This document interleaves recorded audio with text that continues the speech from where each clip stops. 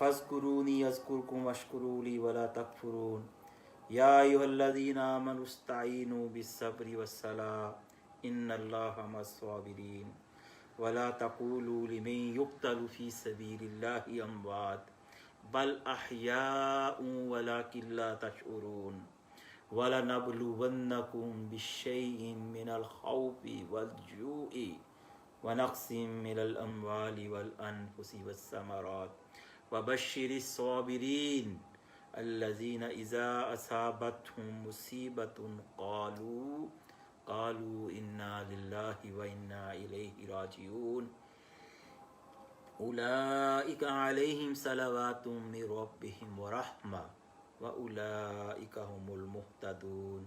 सदक़ल्लाहुल अज़ीम। Rabbi इश्रह ली सदरी व यस्सिर ली अमरी वहलुल उक़दतम मिन लिसानी यफ़क़हू क़ौली। अल्लाहुम्मा सल्लि अला सय्यिदिना व मौलाना मुहम्मदिन व अला आलिहि व बारिक वसल्लम। ये सूरह बकरा की आयत नंबर 152 152 से लेकर 157 157 तक ये आयत है। और कल भी हमने इनको देखा था। मैं दोबारा इस बात को आपके सामने गोश गुजार करना चाहूँगा कि कुरान मजीद की ये जो तरतीब है मुसहफ़ की, इसमें बाज़ाब्ता तौर पर एक ज़िमनी हवाले के अलावा बाज़ाब्ता तौर पर ये पहला मुकाम है कि जहाँ पर अल्लाह ताला ने उम्मत मुस्लिमा को बराहे रास्त ख़िताब फरमाया है।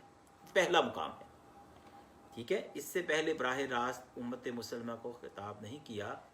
और इस ज़िम्मन में ये बात भी अर्ज़ की थी कि मक्की सूरतों में या अय्युहल्लज़ीना आमनू नहीं आता, कि मक्की सूरतों में मुसलमान एक इज्तमाइयत की वो सूरत नहीं थी कि उनको अल्लाह की मशीयत चाहती कि अहले ईमान को बराह रास्त पुकारा जाए।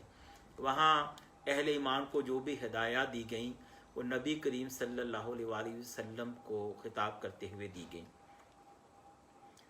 तो ये जो पहला मुकाम है, और आप ये देखें कि ये आप ऐसा करें कि आप समझें कि पूरी दुनिया से हमने अपना लाहौर में या इस्लामाबाद में मुसलमान इकट्ठे किए हैं, पूरी दुनिया से अहले ईमान इकट्ठे किए हैं और अहले ईमान की एक जमात बनाई है पहली मर्तबा।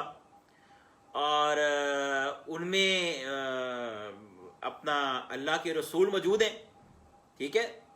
और वो सबको इकट्ठा किया है और अब अल्लाह अपने अहकामात का और शरीयत का नज़ूल शुरू कर रहा है और उनको पुकार रहा है।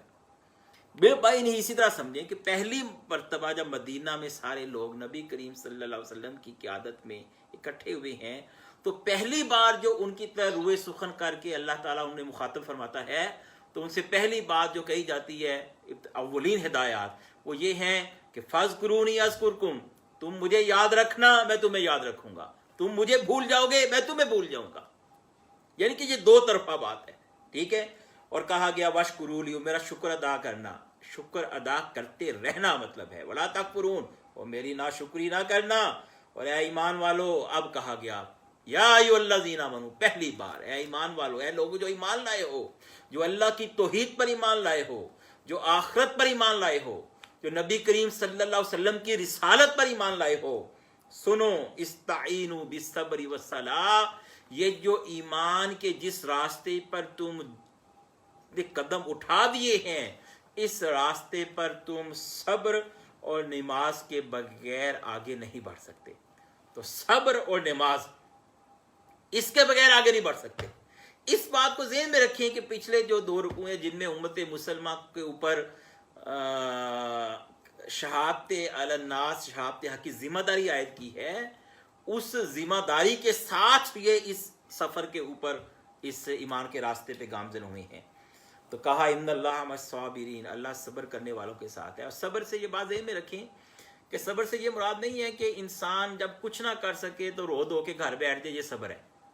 सब्र से मुराद ये है कि मुश्किलात का मुकाबला करते रहना और मुश्किलात के तसलसल के बावजूद अपने ईमान पर और अपने नज़रिए पर कोई कंप्रोमाइज़ ना करना।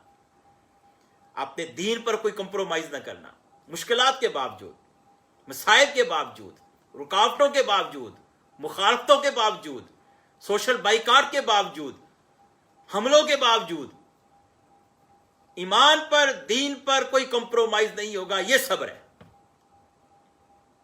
इन्नल्लज़ीना क़ालू रब्बुनल्लाह सुम्मा इस्तक़ामू, जिन लोगों ने कहा कि अल्लाह हमारा रब है, फिर उस पर जम जाए, ठीक है, सुम्मा इस्तक़ामू, फिर उस पर जम जाना। वो जम जाना जो है ना, अल्लाह की रबूबियत पर, अल्लाह की उलूहियत पर, अल्लाह की तौहीद पर, आखिरत और रिसालत पर, अल्लाह की किताब पर, अल्लाह के कानून पर, अल्लाह की शरीयत पर, वो जम जाना जो है ना, ये सब्र है। अल्लाह हम सबको इसकी तौफीक दे। कहा इस सब्र के बगैर तुम आगे नहीं बढ़ सकते, और नमाज के बगैर आगे नहीं बढ़ सकते। नमाज ही से सब्र की तरबियत होती है, और सब्र की सिफत से नमाज जो है वो उस पे बंदा जो है वो मुदावमत इख्तियार करता है। दोनों एक दूसरे की लाज़िम और लज़ूम है। और नमाज अल्लाह के जिक्र और शुक्र की भी आला तरीन जो है उसका इजहार है। और फिर कहा, आप देखें क्या बात, जब एक मिशन दिया है, एक नजरियाती उम्मत उठाई है, कुछ असूलों की बुनियाद पर एक ग्रोथ तश्कील पाया है, तो उनको जो हिदायत दी जा रही है, अब इब्तदाई हिदायत अल्लाह की तरफ से बराह रास्त, अल्लाह ने इस उम्मत की तश्कील की है, अल्लाह ने इसकी जिम्मेदारी लगाई है, ठीक है। तो अल्लाह जो हिदायत दे रहा है, इब्तदाई हिदायत दे रहा है, अब उसमें नमाज और सब्र के बाद जो बात कही जा रही है वो क्या है, वला तक़ूलू लिमन युक़्तलू फ़ी सबीलिल्लाहि अमवात, जो लोग अल्लाह की राह में कत्ल कर दिए जाएं, लिमन युक़्तलू फ़ी सबीलिल्लाह, जो अल्लाह की राह में मारे जाएं, ये वो है जिनको हम शहीद कहते हैं। इस बात को ज़हन में रखें, उलमा कहते हैं कि शहीद का लफ्ज़ अल्लाह की राह में जो मारा जाता है उसके लिए शहीद का इस्तेमाल कुरान पाक में नहीं आता, सिवाय एक आधे मौके पर। आले इमरान की कोई आयत है, वयत्ताहिज़ मिनकुम शुहदा, शहीद की जमा शुहदा, अल्लाह तुम में से कुछ लोगों को शहीद ले ले। तो वरना जो अल्लाह की राह में मारा जाए, यही इस तरह कुरान में इस्तेमाल होती है, अल्लाह की राह में मारा जाना, अल्लाह की राह में कत्ल कर दिया जाना। तो शहीद की इस्तिलाह जिन मायनों में हम उर्दू में इस्तेमाल करते हैं, कुरान में इन मायनों में इस्तेमाल बिलमू नहीं हुई, बल्कि कुरान ये कहता है जो अल्लाह की राह में मारे जाए। अब ये बात ज़हन में रखें कि शहीद, हर रसूल शहीद होता है, नबी करीम सल्लल्लाहु अलैहि वसल्लम भी शहीद है। जो तबई उम्र अपनी पूरी करके अल्लाह के नबी चले गए, अल्लाह के रसूल चले गए, वो भी शहीद हैं। वो इन मायनों में शहीद हैं कि उन्होंने जिंदगी भर अल्लाह के दीन की शहादत यानी गवाही इंसानों पर दी। बात समझ रही है? और हम भी शहीद होंगे अगर अपने बिस्तरे हम मर्ग पे तबई उम्र पूरी करके मरे, तब भी शहीद होंगे अगर हम जिंदगी भर अल्लाह के दीन की गवाही देते हुए इस दुनिया से रुखसत हो जाएं। तो अल्लाह के दीन का गवाह बनकर जीना, फिक्री तौर पर, इल्मी तौर पर, नजरियाती तौर पर, अमली तौर पर, इंफरादी तौर पर, इज्तिमाई तौर पर, अगर अल्लाह के दीन की गवाही के ऊपर यह उम्मत कायम है तो यह पूरी उम्मत शहीद है, और उसके जो अफराद कायम है वो अफराद शहीद हैं। तो कहा, बहरहाल यहां अल्लाह ने कहा कि ये जो रास्ता है शहादत अल-नास का, ये जो रास्ता है शहादत हक का, ये जो रास्ता है अल्लाह के नबी का साथ देकर दीन की सरबुलंदी और बालादस्ती का, और लोगों को जुल्म और इस्तेसाल और शिर्क के इस जालमाना शिकंजों से निकालकर, बंदों को बंदों की गुलामी से निकालकर, बंदों को इस्तेसाली निजामों की गुलामी से निकालकर एक अल्लाह की गुलामी में देना, और एक आदिलाना मुआशरे एक अदलो किस्त के ऊपर मुआशरे को कायम करना, ये एक ऐसी राह है कि इस राह में ये कोई ठंडे पेटों तुम्हारा इस्तकबाल नहीं होगा, इस राह में कोई हार नहीं पहनाए जाएंगे, इस राह में कोई तुम्हें वेलकम पार्टियां नहीं देगा, इस राह में तुम्हें कोई जनाब तुम्हारे हाथ चूमने नहीं आएगा। ये ऐसी राह नहीं है। रसूल तुम्हारे साथ है लेकिन कोई हाथ चूमने नहीं आएगा। इस राह में जनाब इतनी कठिन राह है कि पहले ही कह दिया कि इस राह में निकलोगे तो अल्लाह के रास्ते में तुम्हें अल्लाह, बहुत से लोगों को ये मौत आएगी, अल्लाह के रास्ते में मारे जाएंगे। तो कहा जो अल्लाह के रास्ते में मारे जाएं उन्हें मुर्दा ना कहना। مردہ نہ کہنے سے مراد یہ نہیں ہے کہ ان پہ موت وارد نہیں ہوتی، بلکہ چونکہ جو اللہ کے راستے میں مارا جائے، اصل میں وہ جو کہتے ہیں نا کہ قتل حسین اصل میں مرگ یزید ہے، کہ اسلام زندہ ہوتا ہے ہر کربلا کے بعد. یعنی کہ ایک زندگی کا بہترین اینڈ یہ ہو سکتا ہے کہ وہ جو زندگی اللہ کے نام پر جی رہا تھا وہ اللہ کے نام پر ہی ختم ہو جائے. اس زندگی کو اللہ نے اور اس موت کو یہ اکرام بخشا، یہ اعزاز بخشا، اور اس کو اللہ نے یہ سرحد بخشی کہ یار یہ میری راہ میں جو مارا گیا نا اس کو مردہ نہ کہو، یہ اس کی توہین ہے، یہ تو ہمیشہ کے لیے جاوداں ہو گیا، زندہ ہو گیا. تو یہ مراد ہے. اور بل احیاء، نہیں وہ مردہ نہیں ہے، وہ زندہ ہے. قرآن کہتے ہیں بل احیاء، وہ زندہ ہے، ولکن لا تشعرون، لیکن وہ جہاں زندہ ہیں عالم برزخ میں، اس زندگی کا تمہیں شعور نہیں ہے. چنانچہ اس زندگی کی بابت بہت زیادہ کیلو کال کرنے کی ضرورت بھی نہیں ہے. جس طرح اللہ اور اس کے رسول نے خبر دی ہے صلی اللہ علیہ وسلم، اسی طرح ہم اس پہ ایمان رکھتے ہیں. اور یہ ایمان رکھتے ہیں کہ جو اللہ کی راہ میں مارا جائے وہ زندہ ہے، عالم برزخ میں زندہ ہے. اور دوسری جگہ بھی آتا ہے وہ زندہ ہی نہیں ہے، وہ اللہ کے ہاں اپنا رزق پا رہے ہیں، وہ انجوائے کر رہے ہیں. اللہ ہم سب کو ایسی اپنی راہ میں موت نصیب فرمائے. پھر فرمایا اب جناب پہلے تو یہ بتایا کہ اس راہ میں موت آ سکتی ہے، اس کے بعد فرمایا کہ فقط موت نہیں، اجتماعی طور پر کیا کیا ہو سکتا ہے. اب سنیے، وَلَنَبْلُوَنَّكُمْ، اس کا ترجمہ یہ ہے اور تمہیں ضرور ہم آزمائیں گے، ضرور آزمائیں گے.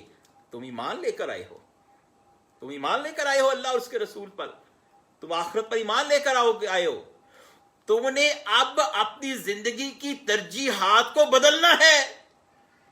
تمہاری زندگی کی پرائرٹی یہ ایمان بدل دے گا، اور جب یہ زندگی کی پرائرٹیز بدلے گا تو تمہیں قربانی اور اثار کے لیے ہر طرح سے تیار رہنا ہوگا. اگر کوئی گروہ اپنے نظریے کے تحفظ اور نظریے کے فروغ اور اپنی نظریے کے مطابق اپنے دین کے لیے قربانی اور اثار نہیں کر سکتا تو وہ اس نظریے کے ساتھ مخلص نہیں ہے. کجا اس کے کہ نظریہ ٹھیک ہو یا غلط ہو، تو تم تو ایک سچے نظریے کے امین بنے ہو. تو ذہن میں رکھو وَلَنَبْلُوَنَّكُمْ، ہم تمہیں ضرور آزمائیں گے. دیکھیں اس راہ میں یعنی کہ چھوٹے سوالوں سے بھی آزمائیں گے اور بڑے سوالوں سے بھی آزمائیں گے. چھوٹے سوال تو یہ ہے نا کہ روزہ رکھنا ہے، چھوٹے سوال یہ ہیں تراویح پڑھنی ہے، چھوٹے سوال یہ ہیں نماز پڑھنی ہے، چھوٹے سوال یہ ہیں ٹھنڈے پانی سے سردی میں وضو کرنا ہے، چھوٹے سوال یہ ہیں کہ نماز کسی حال میں معاف نہیں ہے. ٹھیک ہے، لیکن اس کے ساتھ ساتھ کچھ اور چیزیں بھی، وہ کیا ہے؟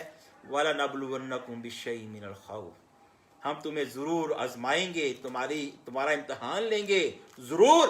بِالشَّيْءٍ کسی قدر، بِالشَّيْءٍ کہہ کے نا اللہ تعالیٰ نے اس کی اس شدت کو کم کیا ہے کہ یعنی کہ یہ نہ سمجھو کہ جو تمہارا امتحان لیں گے وہ تم اس کا بوجھ نہیں اٹھا سکتے. اگر تم ایمان میں اپنے کھڑے ہو تو اللہ کسی پہ اس کی استطاعت سے زیادہ بوجھ نہیں ڈالتا. تو کسی قدر ہوگا یہ امتحان ہوگا، کسی قدر ہوگا. یعنی کہ مجھے پتہ ہے کہ کس حد تک تمہیں جانچنا ہے اور تمہاری پڑتال کرنی ہے تمہارے ایمان کی، اسی حد تک ہوگی. تو وہ کیا ہوگی؟ کس طرح ہوگی؟ من الخوف. پہلی بات یہ کہ تمہیں خوف سے آزمایا جائے گا. سارے قبائل مل کے قریش مکہ کے ساتھ جناب تمہارا مدینے کا محاصرہ کر لیں گے، اور اندر سے جو یہودیوں کے گروہ ہیں اور منافقین کے جو گروہ ہیں تمہارے جناب، وہ تمہاری جڑیں کھوکھلی کرنے کی کوشش کریں گے. اور ایک ایسا خوف کہ جناب جو قرآن کہتا ہے سورہ احزاب میں کہ تمہارے جناب وہ کلیجے منہ کر جیسے آ جاتی ہیں خوف سے. یہ کیفیت ہوگی، تمہیں آزمایا جائے گا. پوری دنیا اکٹھی ہو جائے گی کہ 21ویں صدی میں، اور ایمان کی بنیاد پر، نظریے کی بنیاد پر اور آسمانی وحی کی بنیاد کے اوپر ملک اور امت کی اور مملکت کی تعمیر اور معاشرے کی تشکیل ہے. یہ 21ویں صدی کے طاغوتی نظریے کو چیلنج وہ سارے تمہارے خلاف اکٹھے ہو جائیں گے. خوف تمہیں خوف کے ذریعے آزمائیں گے، والجوع اور بھوک کے ذریعے آزمائیں گے، ونقص من المال اور تمہارے جو مال و دولت ہے اس میں کمی کے ذریعے جب تم پر پابندیاں لگ جائیں گی، تم پر پابندیاں لگا دیں گی بڑی طاقتیں، تمہارا جناب وہ تمہیں دنیا میں آئسولیٹ کر دیں گی، اور اوپر سے اپنی عسکری فوجوں کے ذریعے اور معاشی پالیسیوں کے ذریعے دونوں طرح سے تمہیں اپنے شکنجے میں جکڑیں گی کہ تم ان کے آگے سجدہ ریز ہو جاؤ اور اپنے ایمان سے دستبردار ہو جاؤ، اور ان کے دباؤ کے اوپر تم جناب اپنے تعلیمی اداروں تک کے نصابات تک چینج کر دو اور تبدیل کر دو. یہ سب کچھ وہ کریں گی. ان کے دباؤ پر تمہاری عدالتیں فیصلے کریں گی، ان کے دباؤ پر تمہاری حکومتیں پالیسیاں بنائیں گی، ان کے دباؤ پر تمہارے ہاں قانون سازی ہوگی، تمہیں آزمائیں گے. والانفس والثمرات اور جانوں کے گھاٹوں سے بھی، زندگیوں کے چھن جانے سے بھی تمہیں آزمائیں گے. والثمرات اور پھلوں کے یا کسی جد و جہد کے نتیجے کو ضائع ہو جانے سے. ٹھیک ہے نا، کہ ایک بڑی محنت سے آپ نے جناب ایک وہ اپنا ایک چیز تیار کی تھی یا کسی منزل پہ پہنچے تھے یا سی پیک بنایا تھا اور اب تمہیں ڈر ہے کہ یہ جناب اجاڑ دیں گے. اس طرح تمہیں آزمایا جائے گا. وبشر الصابرین، تو پھر کہا کہا تھا صبر سے بدل لو. اب اللہ نے کہا کہ جب یہ کسی قدر آزمائیں گے تو پھر وبشر الصابرین، تو جو صابر یعنی کہ جو ثابت قدم رہیں، جو استقامت کا مظاہرہ کریں، ان کو خوشخبری دو. اللہ زینہ، جن کا حال یہ ہے کہ اللہ زینہ اذا اصابت مصیبہ، کہ جب ان پر کوئی مصیبت آئی، قالو، تو وہ پکار اٹھے، انا للہ، کہ ہم اللہ ہی کے ہیں، وانا الیہ راجعون. اس چھوٹے سے کلمے کے اندر میری پوری زندگی کا نظریہ وہ اس کے اندر ہے. وہ کیا ہے؟ اصل زندگی آخرت کی زندگی ہے. میرا نصب العین آخرت کی زندگی ہے. دنیا میرا نصب العین نہیں ہے. دنیا ہیلے کے درجے میں ہے، دنیا ضرورت کے درجے میں. دنیا کو کبھی بھی بندہ مومن آخرت کی زندگی پر ترجیح نہیں دے گا. آخرت کو ترجیح دیتے ہوئے دنیا میں جتنا وہ انجوائے کر سکتا ہے، وہ دنیا کو جتنا برت سکتا ہے، اس کی اجازت ہے، لیکن دنیا کو آخرت پہ ترجیح نہیں دے سکتا. یہ اس نظریے کے خلاف ہے. انا للہ و انا الیہ راجعون ہے کہ ہم اللہ کے ہیں اور ہم سب کو اللہ ہی کی طرف لوٹ کر جانا ہے. کہا کہ جو ایسے ثابت قدم رہیں، اولئک علیہم صلوات من ربہم ورحمہ، یہ لوگ ہیں جن پر اللہ کی رحمت اور اللہ کی مہربانیاں اور عنایتیں جناب پے در پے نچھاور ہوتی ہیں. واولئک هم المہتدون، اور یہ لوگ ہیں جو ہدایت کے راستے پر ہیں. اہدنا الصراط المستقیم، یہ لوگ ہیں جو ہدایت کے راستے میں ہیں. یہ نبی کریم صلی اللہ علیہ وسلم کی میت میں جو صحابہ تھے، یہ سمجھ رہے ہیں ان کے فضائل کا بیان بھی ہے کہ یہ ساری خوبیاں ان کے اندر موجود تھیں. اللہ 21ویں صدی کی امت مسلمہ کو آج رمضان کے مہینے میں جب وہ قرآن کی ان آیات کی تلاوت کرتے ہیں تو ان آیات کے مطابق اپنی زندگیوں کو ڈھالنے اور اپنی آرزوؤں کو بنانے اور اپنی تمناؤں کے محل تعمیر کرنے کی توفیق عطا فرمائے. ان مقاصد کے مطابق ہمیں اپنے خواب جو ہے وہ چننے اور بننے اور دیکھنے کی توفیق عطا فرمائے. وما علینا الا البلاغ المبین.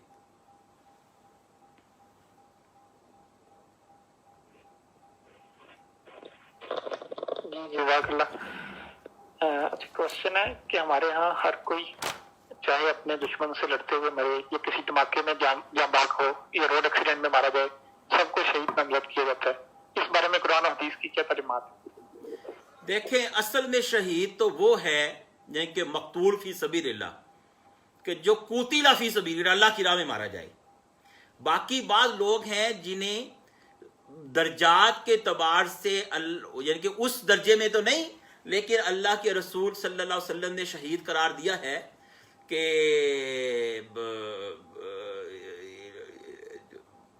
لیکن اس درجے میں نہیں جس درجے میں اللہ کی راہ. لیکن یہ جو ہم کہتے ہیں کہ جو جمہوریت کے لیے لڑا ہے وہ بھی شہید ہے، اور جو جناب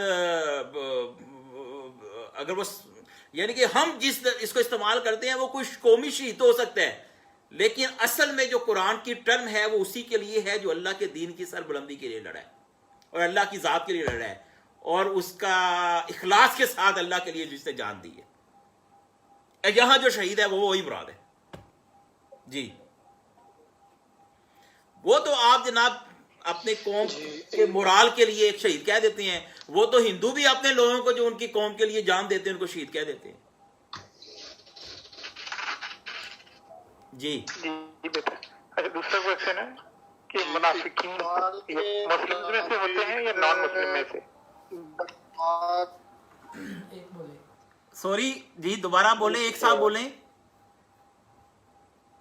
جی میں کہہ رہا ہوں کہ دوسرا کوشچن ہے کہ منافقین مسلم میں سے ہوتے ہیں یا نان مسلم میں سے، یہ کوشچن ہے. دیکھیں منافقین تو مسلمانوں میں سے ہوتے ہیں، ٹھیک ہے. یہ کہ جو ظاہراً کلمہ پڑھ لے گا ہم اس کو مسلمان ہی سمجھیں گے، ٹھیک ہے، ہم اس کو مسلمان ہی گردانیں گے، لیکن وہ حقیقی ایمان کی دولت سے محروم ہوتے ہیں. بات سمجھے؟ جی جی.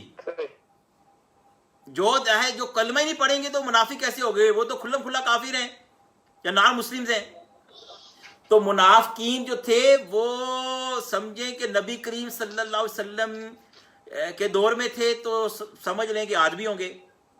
اور اس میں پھر بہت ساری قسمیں ہیں، یعنی کہ نفاق کی قسمیں ہیں. نفاق میں کوئی بہت جن کی شدت ہوگی، کوئی ایسے ہوں گے کہ جو فقط کلمہ اس لیے پڑھیں گے کہ مسلمانوں کا لبادہ اوڑھ کر مسلمانوں کے اندر اسلام کو اور مسلمانوں کو یعنی کہ نقصان پہنچائیں. یہ اعتقادی منافق ہوتے ہیں جو فقط ایک پلاننگ کے تحت اسلام کا لبادہ اوڑھتے ہیں. بات سمجھ رہے ہیں آپ؟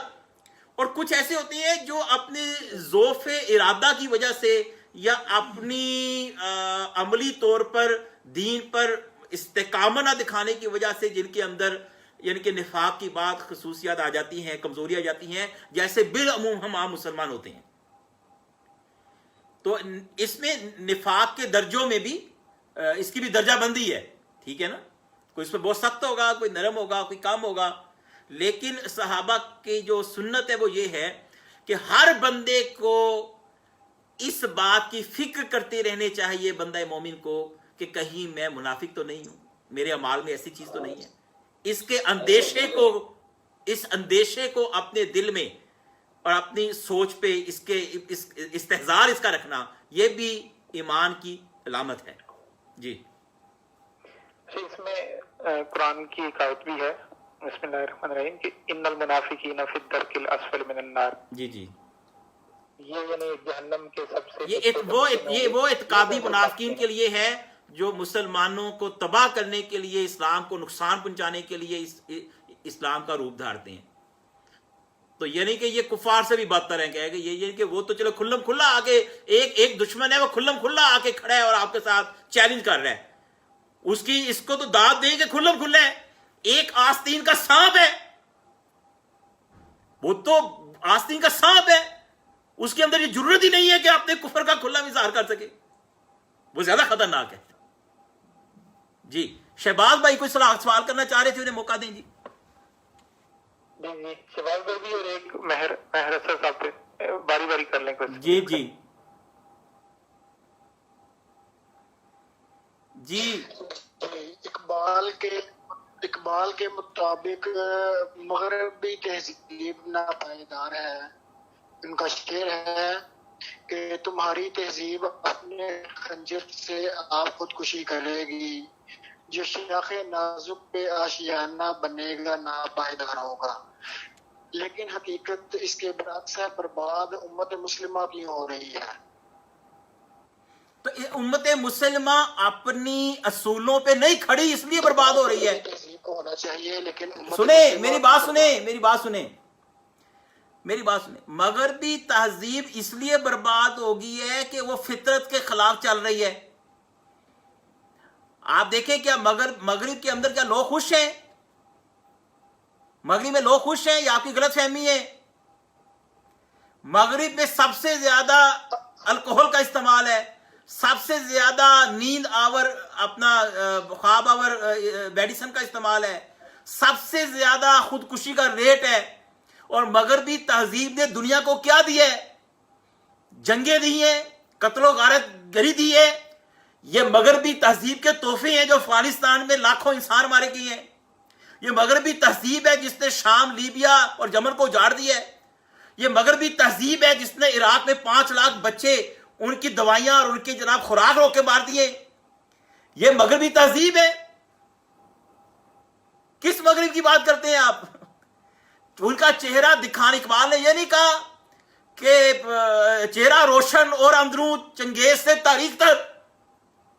وہ بھائی فطرت کے خلاف جو بغاوت کرے گا وہ بالآخر وہ اپنی اسی غیر فطری اپنی افراط و تفریط کے ہاتھوں مارا جائے گا. اور یہ تہذیبوں کی موت سالوں میں، عشروں میں نہیں ہوتی، صدیوں میں ہوتی ہے. تو ابھی وہ 150 250 سال پہلے آئے ہیں، تو ابھی دیکھیں گے، ابھی تو وہ کرونا کے ہاتھوں مفلوج ہو گئی ہیں، آگے کتنا چلتے ہیں. تو مسلمان امت کو جو مار پڑ رہی ہے وہ اس لیے پڑ رہی ہے کہ یہ اپنے دین کے ساتھ مخلص نہیں رہے، اپنے ایمان کے ساتھ مخلص نہیں رہے.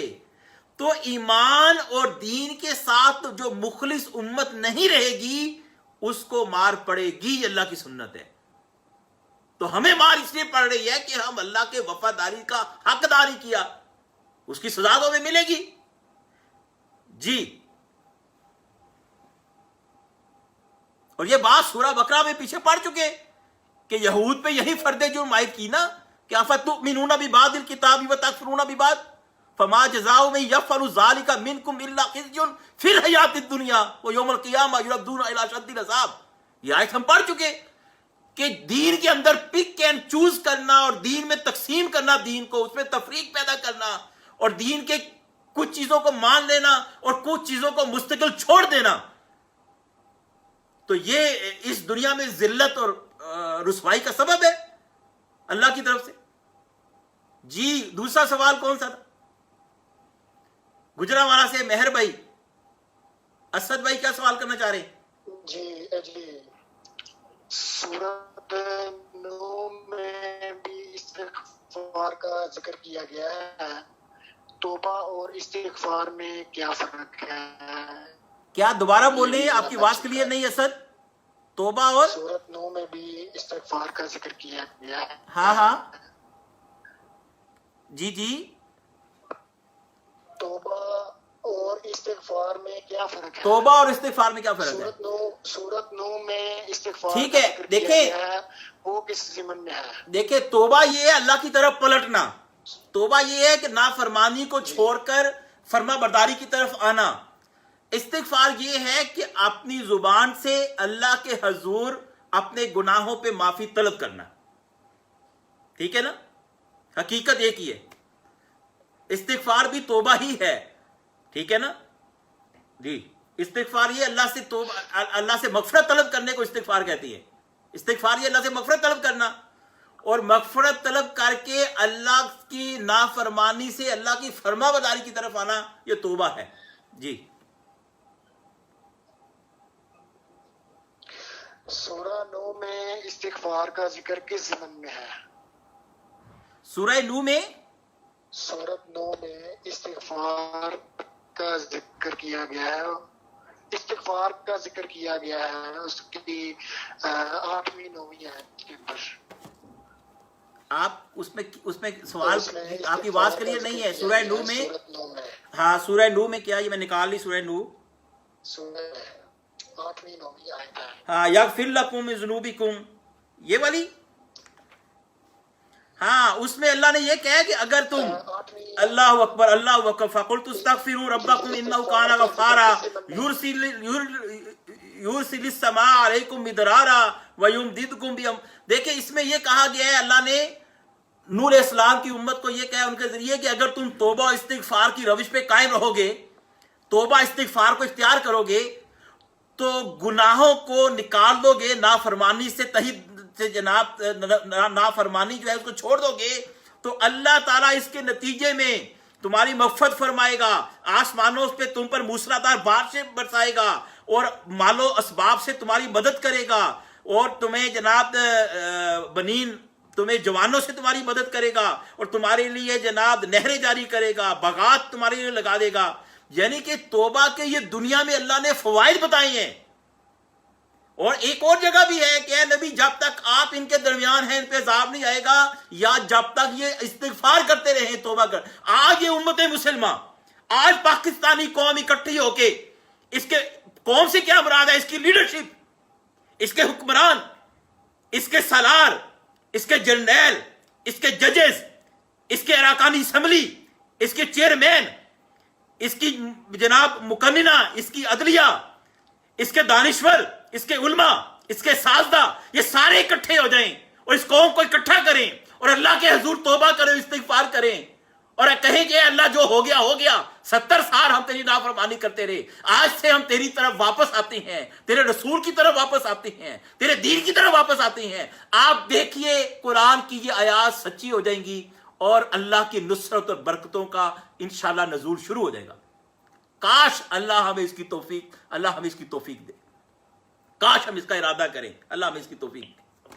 جی تو توبہ کی، استغفار کی یہ دنیا میں بھی برکتیں ہوتی ہیں.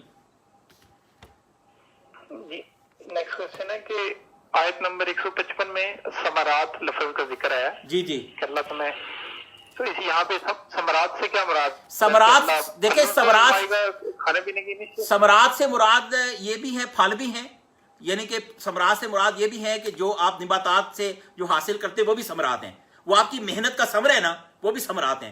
اور ثمرات یہ بھی ہے کہ آپ نے 4 5 7 سال 10 سال لگا کے کوئی جد و جہد کی، اب آپ اس کو پھل ملنا ہے. یہ اس طرح ہے کہ غزوہ تبوک کا حکم آ گیا، غزوہ تبوک کا تو پھلوں کی فصلیں تیار تھیں، کھیتیاں پک گئی تھیں، اب اس کا ثمرہ حاصل کرنا تھا، انہیں کاشت کرنا تھا، فصل کاٹنی تھی، حکم آ گیا نکلو. تو اب قربانی کا امتحان شروع ہو گیا ایمان کا کہ یار ہم نے سارا سال محنت کر کے جناب یہ فصل بیج بوئے تھے، اس کو ہم نے جناب پانی دیا تھا، اس کی رکھوالی کی تھی، اس کی دیکھ بھال کی تھی، اب اس کو ہم نے کاشت کر کے جناب اپنے دانے بھرنے تھے، اپنی کچن بننے تھے، اب حکم آ گیا جہاد کے لیے نکلو. تو ثمرات اس مفہوم میں بھی ہے اور ثمرات نباتات کے بھی مفہوم میں ہے اور جد و جہد کے کسی نتیجے کے حاصل کرنے کے مفہوم میں بھی ہے. دونوں طرح سے آزمائش ہوتی ہے. جی جی جزاک اللہ. جی یہ سب up to you Madiha. Madiha conclude. Thank you so much. آپ سب کے وقت کا شکریہ، آپ کا بہت بہت جزاک اللہ. اللہ تعالی ہم سب کی حاضری کو قبول فرمائے. وآخر دعوانا ان الحمد للہ رب العالمین.